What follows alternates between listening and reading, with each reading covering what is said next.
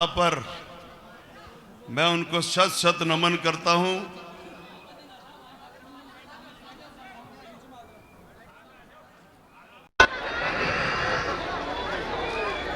अच्छा, इधर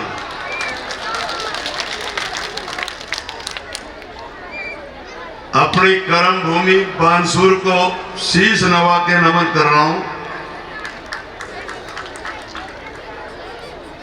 आज के इस मेले कार्यक्रम की अध्यक्षता कर रहे हमारे इस बानसूर की आन बान शान के प्रतीक आदरणीय भोरेलाल बागड़ी जी, तो मेरी बहुत लाडली छोटी बहन जिसने हमारा मान बढ़ाया, मुनेश जी।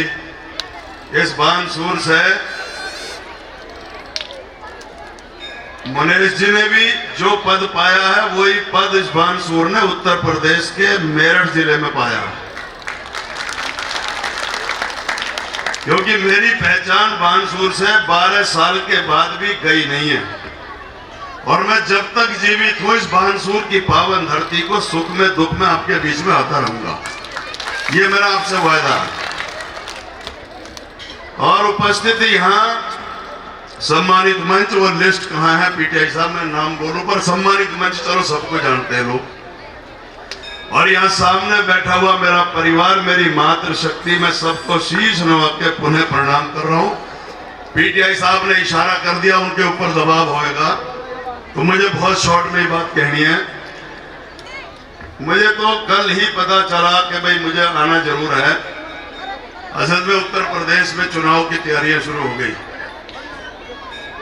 12 साल हो गए मुझे यहाँ से विदा हुए, लेकिन मैं 12 साल की विदाई के बाद भी उन 12 सालों को कभी नहीं भूला जिन 12 सालों में मैंने यहां से लेकर इन अरावली पर्वत की कंदराएं और पूरे राजस्थान का एक एक गांव, तहसील, जिला, पूरा राजस्थान का कहोगे तो अभी भी नक्शा बना सकता हूं। पीटीआई साहब आरक्षण के लिए जो घूमा था, और इस राजस्थान ने, ठीक है वो कोई ऐसी राजनीतिक मजबूरी हो गई होगी, मुझे वोट बेशक ना दिया हो, लेकिन मुझे जो प्यार सम्मान अपने दिलों में आपने दिया है, उस भगवान को, परमेश्वर को, उस बाबा कालस देव के अंश को प्रणाम करता हूं। इसलिए मैं कभी भी बाबा कालस देव से आज मैं एक अर्जी लगाने के लिए आया, आज मैं मांगने के लिए आया था कुछ, क्योंकि हमारा इष्ट देव है, और जब इष्ट देव होता है, जब उसका परिवार किसी संकट में होता है,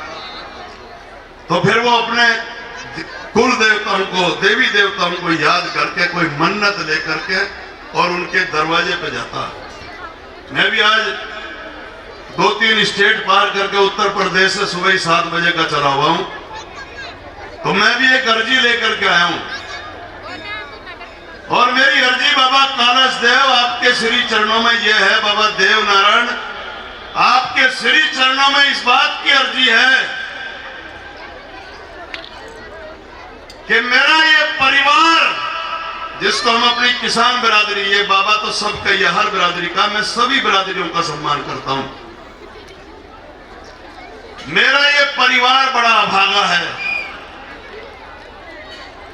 जब जब इस देश को जरूरत पड़ी शहादत की, तो मेरा ये परिवार सबसे आगे मिला, लेकिन मेरा परिवार हमेशा खाली हाथ रहा।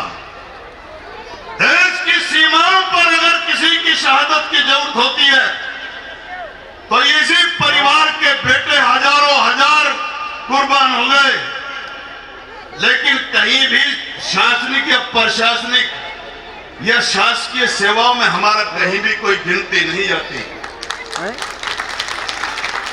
मैं जोत लेकर के आया था आरक्षण की यहां से 20 साल पहले। उस समय मैंने ये अर्जी लेकर के आया था कि मैं भी ये चाहता था कि मेरे भी बिरादरी में मेरी जैसी बहन मुनेश है, लाल बत्ती लेकर के चल रही है, तो मेरी बहन बेटियां पढ़ लिख करके, मेरे भाई नौजवान बच्चे पढ़ लिख करके इस देश की मुख्य धारा में जुड़ जाएं। हमारे भी घर में आईएएस हो, आईपीएस हो, आरएस हो, पीसीएस हो, हमारे भी घर में डॉक्टर हो, इंजीनियर हो, या हायर एजुकेशन आजकल जो बहुत डिजिटल हो गई है, ये लेकर के हम भी इस देश की मुख्य धारा में जुड़े। तो मेरे आराध्य देव, मेरी ये पुकार आपसे सुन लेना। मैं यही मांग लेकर के आया हूं आपके बीच में कि हमें इतनी राजनीतिक ताकत मिले, क्योंकि 2 लड़ाई हमने छेड़ी थी इस राजस्थान में। आरक्षण की लड़ाई छेड़ी तो हम टेबल पे हमने दम तोड़ दिया और हम बर्बाद हो गए। मेरे 72 बेटे शहीद हो गए, लेकिन हम खाली हाथ हैं। हमने सत्ता के सर्वोच्च पद पर जाने के लिए ताल ठोकी, तो आज हम मुख्यमंत्री बनते बनते रह गए और हमारी पूरी ये जो पगड़ी आपने मेरे सिर पर रखी है, ये भी मायूस हो गई। इसलिए मैं ये शक्ति मांगने के लिए आया हूं कि जब बानसूर क्षेत्र में है मेरे देव महाराज, कैलाश देव महाराज, हम राजनीति करने वालों में इतनी सद्बुद्धि और इतनी ताकत और इतनी पौरुषता दे दे कि अगर हम सदन में कुछ नहीं कर पा रहे तो हम सड़क पर हंगामा कर लें। और इस बानसूर में चाहे वो तहसील हो, थाना हो, चाहे वो बिजली विभाग हो, इतनी ताकत हमारी हो कि अगर कोई एक गांव का किसान किसी अधिकारी के पास जा रहा तो उसे यह पता होना चाहिए कि इसके पीछे कितनी बड़ी ताकत है, इसलिए इसका काम करना पड़ेगा। सत्ता लोलुपता के चक्कर में आकर के समाज की गर्दन कट जाती है, इससे बड़ी शर्म की बात नहीं। मैं शॉर्ट ही कर दूं, पीटीआई साहब चिंता मत करो, हालिया मेरा हेलीकॉप्टर नीचे आ लिया। हाँ मैंने लैंड कर रहा हूं ना, थोड़ा सा समय तो चाहिए। तो मैं वापिस ना आ रहा, चुनाव लड़ना चिंता मत करो, यहां मुझे बहुत बढ़िया जगह मिल गई।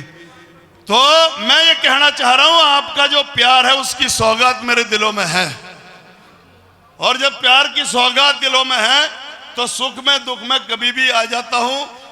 चाहे राजनीति कहीं कर रहा हूं, मेरे पूर्वज इतिहास बताता है कि मेरे पूर्वज जब राज तिलक होते होते पांडवों को, हम सबके पूर्वज थे, उन्हें जो वनवास मिला था वो यही इसी एरिया के अंदर उन्होंने विचरण किया था।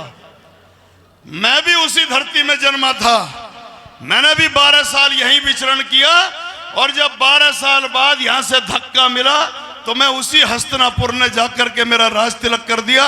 इसलिए मैं इस धरती को नमन करता हूं, इसलिए मेरी ये धरती पूजनीय है, क्योंकि ये मेरे पूर्वजों की संघर्ष स्थली और मेरे भी संघर्ष की स्थली है। इसलिए आप लोगों ने मुझे इतना प्यार सम्मान दिया। बहन बेटियों को खूब पढ़ाओ लिखाओ, अब बहुत बहुत ज्यादा टेक्नोलॉजी का जमाना है, हायर एजुकेशन का जमाना है, तो खूब बहन बेटियों को पढ़ाओ लिखाओ। सामाजिक और सांप्रदायिक सद्भावना संवेदना सब समाज में खूब स्वस्थ रहो। और मैं यही कामना करने के बाद बस एक निवेदन कर रहा हूं, भाई यहीं हो जरा, लालचंद खड़ा हुई हो जरा, एक मिनट आइयो। ये लालचंद से मैंने वादा करा था जब चुनाव लड़ रहा कि तेरा सेकंड हैंड ब्याह करवाऊंगा, आजा। ये मैं सौंप के जा रहा हूं तुझे, तू रोज रिश्ते मांगे, चाहे कोई बहना हो, चाहे बेटिया हो, चाहे मैं हूं।